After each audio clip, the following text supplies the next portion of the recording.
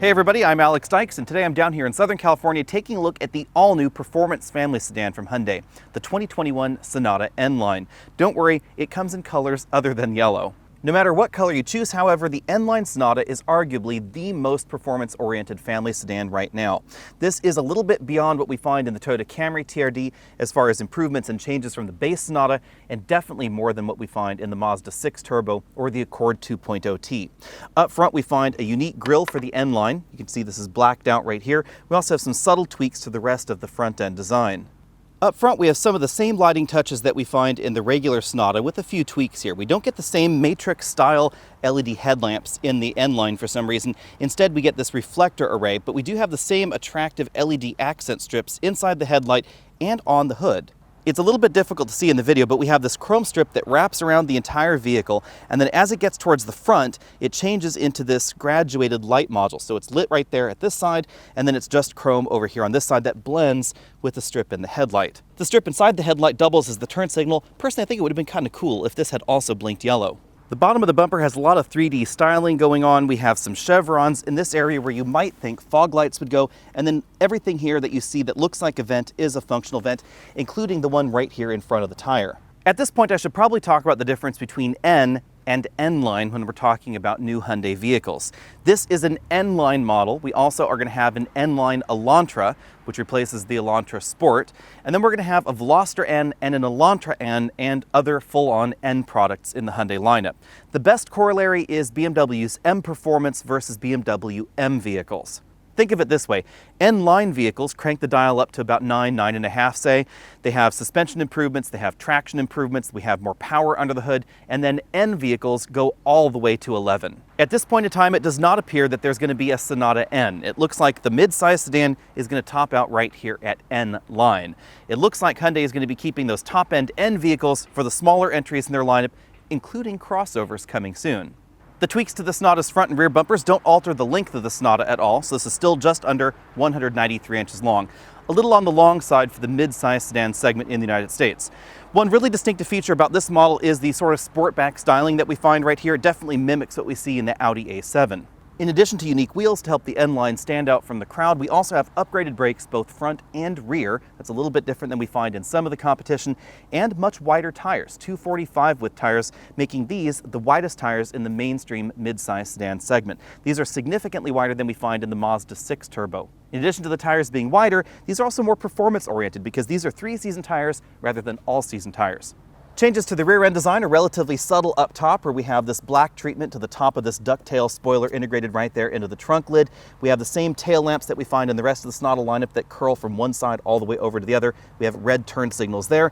And then things are a lot less subtle at the bottom of the bumper, where we have a different bumper treatment and these impressive quad exhaust tips down there at the bottom. They are metal and exhaust gases actually flow through them. I know that sounds odd, but some Hyundai and Kia vehicles recently have faux exhaust tips down at the bottom. This has real ones.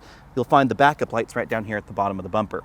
Hyundai has been getting creative about where to locate their trunk and hatch releases. It's not always the same in every vehicle. In this one, it's right here at the top of the Hyundai logo. We press this painted section, it flexes, and then it opens the trunk. Now it's time for what you've all been waiting for, time to dive under the hood. Under here, we have a new 2.5-liter turbocharged 4-cylinder engine. This is closely related to the 2.5-liter turbo that we find in the new Genesis G80 and GV80. Genesis is, of course, Hyundai's luxury brand. Only in this application, it's been redesigned in order to sit crossways in the engine bay rather than longitudinally for a rear-wheel drive vehicle, and power outputs change a little bit. This produces 290 horsepower and 311 pound-feet of torque. As is pretty typical in this segment, the turbocharger is located at the back, the intercoolers are located up front, and the air intake for the engine is right here up front. It draws air from the radiator through this area and then into the engine in order to help keep it cool. The engine is mated only to an 8-speed dual-clutch transmission, but this is a new wet clutch design. It's not the same DCT that we've seen from Hyundai before. This one is an awful lot smoother, and it drives very much like modern Audis. So if you've been a little bit leery about dual clutch transmissions in the past, you might want to take a look at this one as an alternative to the 6-speed auto that we find in the Mazda 6 Turbo, the 10-speed or 8-speed traditional automatics that we find in the Camry and Accord. This one is going to give you a much more sporting experience, but there may be slightly higher maintenance costs later. On the other hand, Hyundai designed this engine for regular unleaded, so you don't have to feed this premium in order to get the rated power output like we see in some of the competition. Fuel economy is pretty decent for a high horsepower engine, 27 miles per gallon combined. That's just 3 below the 1.6-liter turbo that you'll find in most Sonatas. Like most of Hyundai's new engines, this engine is direct injected, but if you're concerned about buying a direct injection engine and keeping it long term, don't worry, this one is also multi-port injected, so it will help clean those intake valves if you're worried about soot buildup. Front seat comfort is pretty comparable with the rest of the Elantra lineup, but there are a few things in here that surprised me. The N-Line could be seen as the crowning model in the Sonata lineup, but we don't have four-way adjustable lumbar support for the driver, we don't have any seat memory for the driver, and the passenger seat is manual only. The very early prototypes of the N-Line that I was able to see a number of months ago actually had a power passenger seat that is not available for some reason at the moment. We do, however, have inflatable side bolsters, and the seat cushion definitely has much more aggressive bolstering than we find in the regular Sonata. We still have a manual tilt telescopic steering column with a decent range of motion. As you'd expect, other than different upholstery, the back seats are the same as the rest of the Sonata lineup as well. I still have an enormous amount of legroom. This front seat's comfortably adjusted for me. I have about 6 or 7 inches left, so you'd have no problem fitting rear-facing child seats back here. Headroom is surprisingly generous, even though we have this very swoopy sport back-like profile. If I put my head all the way back here to the headrest, my head is touching the ceiling, but in a more normal seating position like this, my hair is not even brushing the ceiling. Headroom is somewhat of a limited commodity in any mid-size sedan in America, but the Sonata does pretty well here. As we go for a spin around the interior, you should probably know that this is a pre-production prototype, which is why it has that sticker right there on the rear door. We have a large panoramic moonroof that goes to just over the rear passengers' laps, not quite their heads, height-adjustable shoulder belts, and height-adjustable headrests for the driver and the front passenger. The front seats feature an embossed rather than embroidered N logo, contrasting piping, some red stitching there. The middle of the seat bottom and seat back cushion is this Alcantara-like suede fabric. We have those pretty aggressive bolsters on the seat back and then a little bit less aggressive on the seat bottom cushion. They're not adjustable on the passenger side. There's a pretty decent amount of soft touch material going on the front doors. You can see this very attractive design, very similar to what we find in the rest of the Sonata lineup, where the door pull is integrated right there into the armrest rather than being a separate unit. There's a bottle storage area right down there at the bottom of the door, and then ambient lighting right there under that dark chrome strip. The ambient lighting continues across the dashboard, but we find mostly soft touch materials. The middle section here around the air vents, as well as the upper section, is soft touch, more of that contrasting red stitching going on there. The same large touchscreen LCD that we find in the rest of the Sonata lineup, with some touch buttons around, and then a physical volume knob over there. Apple CarPlay and Android Auto don't occupy the entire screen. This is a choice by Hyundai in their latest systems, but the software is pretty similar to the rest of the Hyundai lineup. Moving down from there, we have 2 large air vents, the controls for the dual-zone automatic climate control, USB input, Qi wireless charging mat.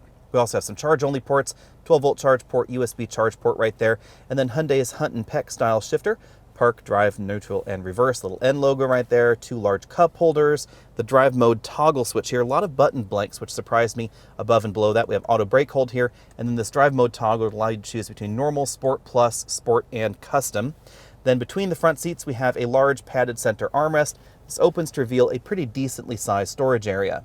Over on the driver's side, we have a large full LCD instrument cluster. This is not quite as configurable as the new Elantra N-Line, which surprised me a little bit, although the style of these gauges is very similar. The display layout does change based on the drive modes. That's the custom look. We have Sport Plus, Sport, and then the normal mode takes us back to that same view that we had in custom mode. In the middle of everything, we can get some auxiliary gauges, which is kind of a nice touch, status of the vehicle's active safety systems, turn-by-turn navigation directions, and then things like our typical tire pressure readouts, trip computer readouts, a digital speedometer, etc. The steering wheel is a variant of what we see in the regular Sonata. It has an N logo down there at the bottom. It's a 4-spoke design with sport grips up top, some contrasting red stitching there.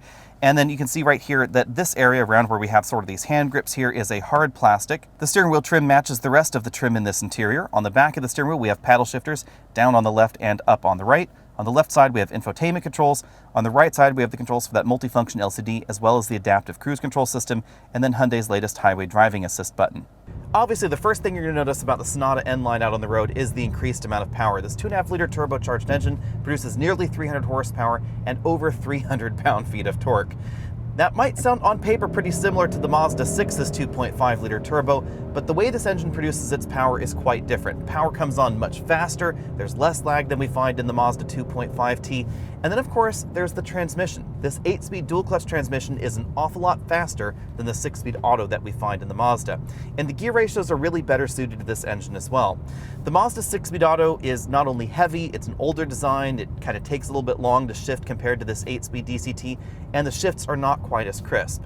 On the other hand, this is a dual clutch transmission, so when you first launch the vehicle, it will have what feels sort of like a slight hesitation. That's just because there's no torque converter, so you do have to slip the clutch in order to get the vehicle started. It has a very, very similar feel to what we find in a wide variety of Volkswagen and Audi products, because VW and Audi have been using wet dual clutch transmissions for quite some time. This 8-speed DCT offers a launch control function, but it is a little bit more convoluted than some of the launch control options out there. You put it in Sport Plus mode, then you disengage the stability and traction control system completely, turn off the auto brake hold, come to a complete stop, and as long as a number of conditions are met, transmission temperature, engine temperature, etc., you put your foot flat on the brake and completely down on the accelerator pedal. You then adjust the launch RPM with this little toggle over here on the steering wheel, and then you can launch control forward. In that mode, it's likely that this is going to be the fastest entry in the mid-size sedan segment. But without it, in my preliminary testing, it seems like this is just about as fast 0 to 60 as the Camry and the Accord. That would be the Accord 2.0T and of course the Camry with the V6. Remember that even though the V6 Camry produces more horsepower than the Sonata, it doesn't have a turbocharged engine, so the way this engine delivers power is quite different, and this engine produces heaps more torque than we find in the Camry.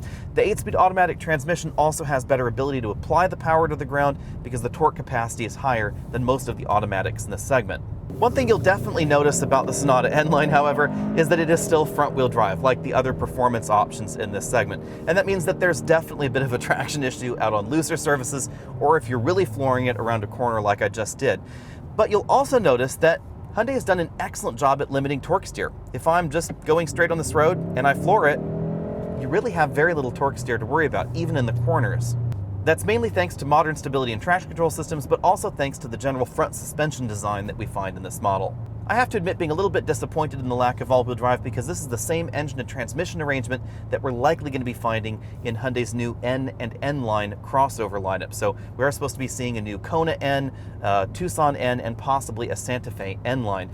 Exact details are a little bit fuzzy about which models are going to get N and which models are going to get N-Line variants, but either way, Hyundai has said that there are going to be 7 models in their N family very, very soon, and those are going to include crossovers. Unfortunately, I have not been able to 60-0 test this model out here in Southern California, but I suspect this is going to be one of the quickest stopping models in the mid-size sedan segment, thanks largely to the brake design and the tires. This has wider brakes all the way around than we find in the regular Sonata, and this has 245 width tires all the way around. These are the widest tires currently offered in a family sedan in America. The wide tires obviously help improve handling, but for the Sonata N-Line, it's more than just tire size and tire grip. The suspension tune in this vehicle is absolutely excellent. It is certainly tuned towards the firmer side of things, so if you're looking for a plush sedan with some extra shove, you might want to take a look at the regular V6 Camry or the regular Accord 2.0T, but the Sonata N-Line is a very different kind of vehicle. This was designed to be more of a performance-oriented vehicle rather than simply a mid-size sedan with some extra oomph. Even though I might wish that the suspension was just a little bit softer in the Sonata N-Line, this can be a bit punishing out on really rough road surfaces. I think the tuning is exactly right for what Hyundai was going for. If you're looking for the family sedan where you can put some child seats in the back, take kids to school, and then have an awful lot of fun out on your favorite winding mountain road, that is exactly what the Sonata N-Line is about. This is just an absolute hoot and a half to drive. When it comes to fuel economy, this should be getting about 3 miles per gallon less in the EPA score than the 1.6-liter turbo. That means that all things considered, the Sonata N-Line is still going to be one of the more efficient vehicles in this segment, and I wouldn't be surprised if this was a little bit more efficient than the Accord 2.0T or the Camry V6. Generally speaking, dual clutch transmissions really help improve fuel efficiency, and even though this is a wet clutch dual clutch, I expect it's going to be pretty much the same thing here. Bottom line in the Sonata is honestly pretty easy. This is just an awful lot of fun. Rather unfortunately, I spent a great deal of time today sitting in Los Angeles city traffic, right like I'm doing here. A lot of stop and go, a lot of slow and go, and this is an area where you can really test how a DCT feels, especially in those lower speed or commuting type situations. This DCT feels an awful lot like the Audi DCTs that we find in a wide variety of modern Audi models. And that's definitely a compliment, because Audi was one of the first companies to give us a dual clutch transmission that felt more like a traditional automatic rather than a teenager learning how to drive a stick. You'll really notice the difference in low-speed maneuvers when you're just crawling along at, say, 1 or 2 miles an hour. This feels an awful lot more put together than the 7-speed DCT that Hyundai first launched a number of years ago. Possibly due to production constraints, this new 8-speed DCT is not going to be found in all new Hyundai models that have a dual-clutch transmission. So if you get something like the all-new Elantra N-Line, that is going to be using the older 7-speed dual-clutch transmission design, and it's not quite as smooth as this 8-speed wet clutch. The new 8-speed DCT can handle an awful lot more power and an awful lot more torque, so it wasn't required under the hood of the Sonata N-LIne, but hopefully it will come at some point in the future. Out on a rougher road like the one that I'm on here, you will certainly notice that the suspension in the Sonata N-LIne is very firm. This is definitely firmer than something like the Camry TRD or any version of the current generation Honda Accord. If you're looking for something that has a solid, sporty European ride, I would equate the ride quality in here, the firmness of the suspension, to be pretty similar, honestly, to something like a BMW M340i.